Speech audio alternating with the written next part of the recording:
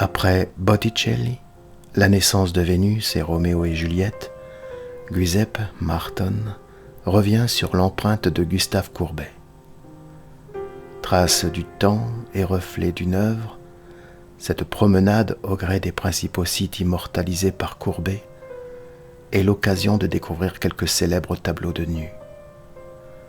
Certes, peu sexuels, mais d'une exceptionnelle beauté.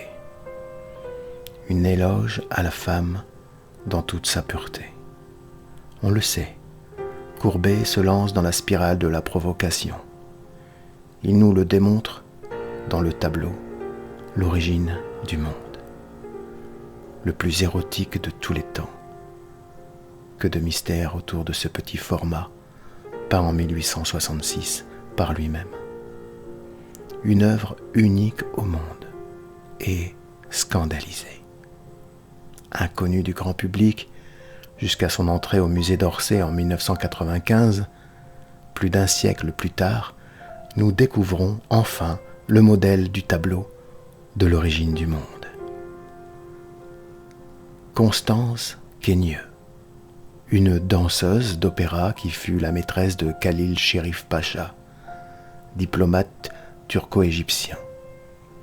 Amateur de nus féminins, cette figure sulfureuse des années 1860 a commandé ce tableau au maître français.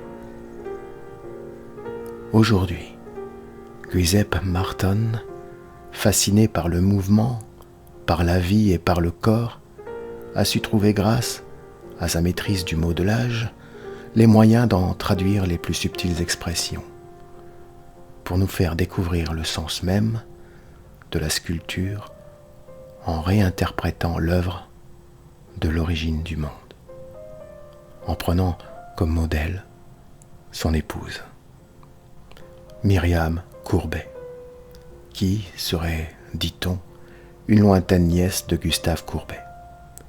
Giuseppe Marton réalise actuellement dans son atelier en Toscane un projet de sculpture d'après cette peinture, un bronze de plus de 2 mètres. Il envisage, avec sa fondation, d'en faire don à la ville d'Ornans, à l'entrée du musée, devant la fontaine, en hommage à Gustave Courbet.